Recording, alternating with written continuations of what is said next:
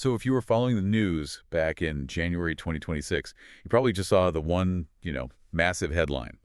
The military strike, the capture of Venezuela's president, and then this immediate declaration that the U.S. was going to, take over the country's operations. It was a whirlwind, a really dizzying climax to a crisis that had been, well, simmering for the better part of a decade. And that's what we're going to do today. This is a deep dive into the source material you sent over, but we're not going to go A to B. We're not doing this chronologically. Instead, we're trying to structure this whole thing like a geopolitical screenplay in 3 acts. Yeah, that's the only way to really do it justice, I think, because you have to start with the explosion to understand the fuse. Exactly.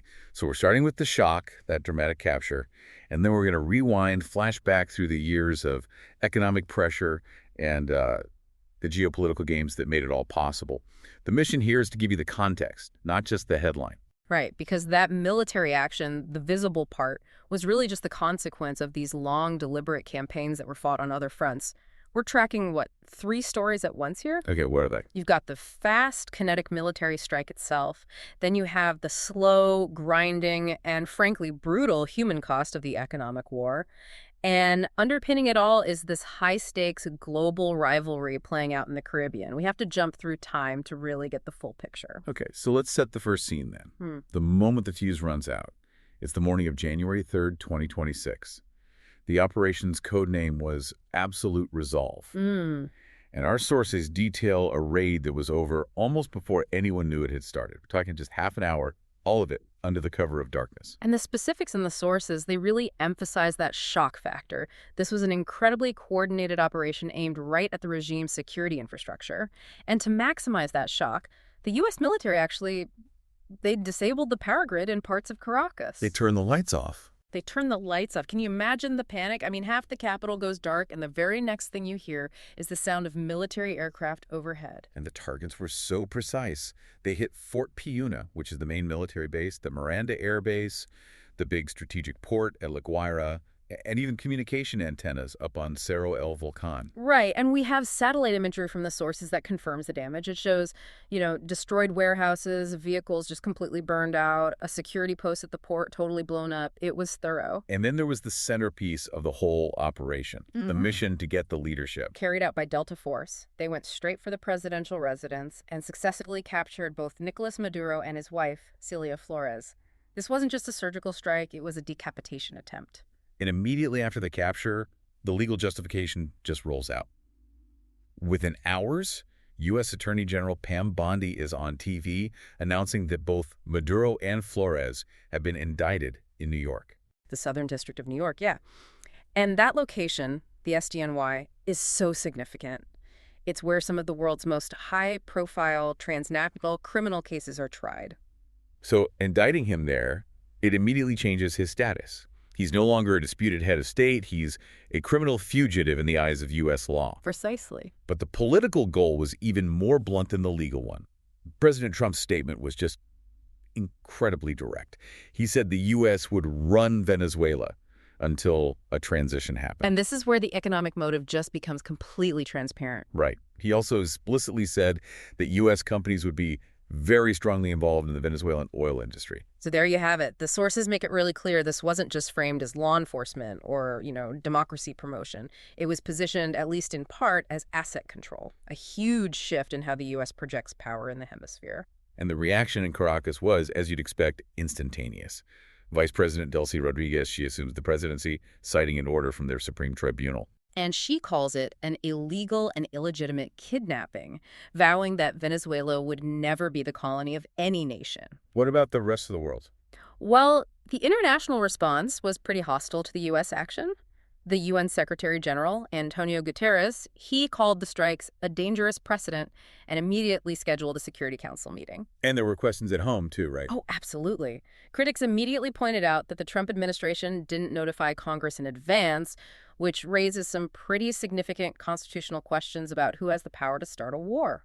Okay, so that's the kinetic shock, Act 1, the sharp, sudden violence of 2026. But to really get why it happened, we have to rewind. We have to look at the slow-motion crisis that came before it, the economic fuse that had been burning for almost a decade. Right, and this is where the story shifts from, military force to economic warfare. Yeah, what a lot of analysts in our sources called a form of collective punishment against the Venezuelan people. And this really kicks into gear long before 2026, around 2017. And we have to remember, Venezuela was already in a catastrophic state back then. Oh, completely. Between 2013 and 2016, the real GDP had already fallen by almost 25%. They were already in the grips of hyperinflation with rates that were, possibly as high as 3,350% a year. The economy was hemorrhaging. And then came the first really big sanction, August 2017. And that executive order was a killer. It prohibited the Venezuelan government from borrowing money in U.S. financial markets. That one move blocked any chance they had of restructuring their foreign debt. So it basically cut off any path to stabilizing their economy. It did. And you have to understand the core mechanism here. Venezuela's entire economy runs on oil revenue. It is their only real source of foreign money to import everything they need. Food, medicine, parts for the power grid. Everything. And the sources show that right after those 2017 sanctions, oil production crashed. It fell at more than 3 times the rate it had been falling before. We're talking about an implied loss of something like $6 billion in oil revenue in just the next year. And when that's the money you rely on to feed your people, that loss is just utterly crippling. And the pressure didn't let up. It got worse in January 2019. Drastically worse. New executive orders cut Venezuela off from its biggest oil market, which was the U.S., and it froze key assets. And this is when Juan Guaido comes into the picture. Exactly. The U.S. recognized him as the interim president, and that recognition gave them the legal cover to block the Maduro government's access to CITGU. The big Venezuelan-owned oil company here in the U.S. Right, and that move alone froze an estimated $5.2 billion in assets. The goal was clearly to choke off every last dollar of foreign income. And the effect on the economy? Cataclysmic. The projections for 2019 showed an unprecedented decline of 37.4% in real GDP. In a single year, it's almost impossible to imagine a non-war economy surviving that kind of hit. But the sources really zero in on the human toll. Which is the most important part of this. There was a shocking 31% increase in general mortality between 2017 and 2018. Wait, a 31% jump? So the sources are directly linking this financial warfare to excess deaths. They are. If you run the numbers, that implies over 40,000 excess deaths.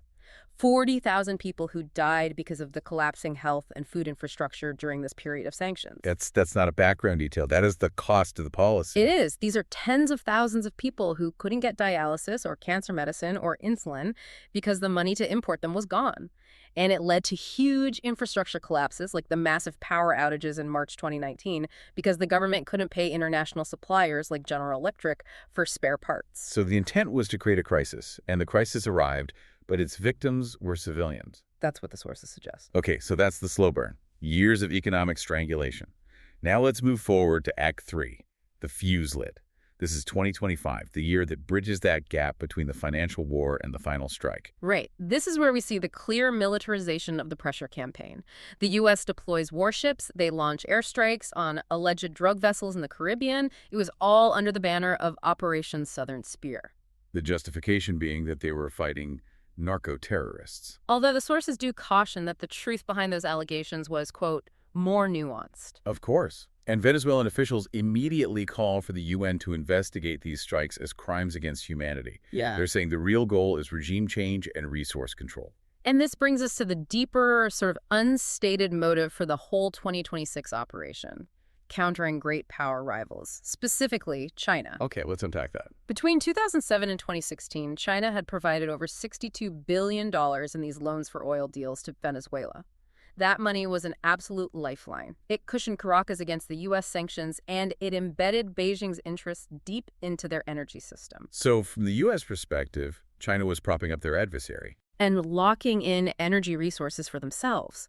So the analysts and the sources, they don't frame the 2026 operation as just being about oil. They frame it as a move to break China's encirclement by contracts. Wow, encirclement by contracts. What does that mean? They describe it as a new geopolitical strategy, something they call the Monroe Doctrine. As in a mix of Trump and Monroe. Exactly. An aggressive, modern spin on the old Monroe Doctrine. It's designed to stop a rival, like China, from locking in long-term energy security in the Western Hemisphere. So from this viewpoint, the operation was less about Maduro and more about stopping China from getting an energy foothold on America's doorstep. And Trump himself basically confirmed this, right? He did. When he was asked about China's interests, he said, "We will permit access to oil, but we can't risk allowing someone else to take charge." That is not the language of a neutral party. No, that is a language of an occupying power deciding who gets access to the resources. It ties the whole thing together. The economic war, the militarization, and the final strike, it all comes back to commodity geopolitics. So we've got the shock, the slow burn, and the fuse. Let's move to the final act, the analysis, the legality and the legacy of all this. Domestically, as we said, the sources question the lack of congressional notification.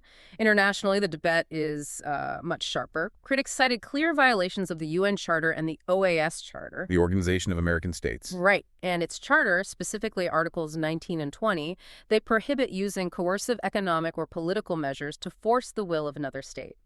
An operation explicitly designed to overthrow a government with military force seems to fall right into that prohibited zone. And commentators drew parallels to other U.S. interventions. Immediately, they compared it to the 1989 capture of Manuel Noriega in Panama and the 2003 deposition of Saddam Hussein in Iraq. The precedent is one of using force against a leader who won't bend. But some analysts saw this as something new, something more dangerous. Yeah, one analysis we looked at described the 2026 operation as being at odds with the principles of international law and representing a shift to a world determined purely by armed might. And major outlets like the New York Times condemned it. Strongly. They called the attack dangerous and illegal and an act of latter-day imperialism. And they raised a crucial warning. This action risks giving justification to other authoritarian governments who want to dominate their neighbors. And they pointed out the timing, didn't they? That China had been conducting military operations around Taiwan just a week before this. Exactly.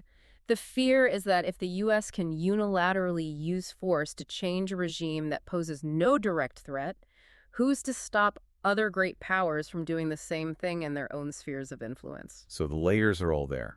The sudden military strike, the grinding economic breakdown that came before it, and this calculated geopolitical escalation over oil and regional power. It's a story told across a decade, yeah. This has been a really complex deep dive, touching on everything from Delta Force to commodity politics to international law. Absolutely. And as we finish, there's one critical piece in the sources for you to think about, a potential Act 4 to this whole story. Despite Maduro's capture, the government he led is still in place. And maybe more importantly, the sources warned about the potential for chaos from these powerful non-state armed groups that operate with a lot of freedom in Western Venezuela. You mean groups like the Venezuelan colectivos, the armed civilian paramilitaries, and the Colombian ELN, which operates on the border? Precisely. So we've seen the climax of the U.S. involvement, but what does the next chapter look like when the central government is fractured and you have these powerful, armed, highly motivated groups potentially filling that power vacuum? So the strike might not be the end of the story, but the beginning of a much more chaotic internal conflict. It could be. The immediate aftermath of the strike might just be the start of a whole new kind of instability. A compelling and pretty unsettling question to think about as this story continues. Thanks for joining us for this deep dive into the sources. We'll talk to you next time.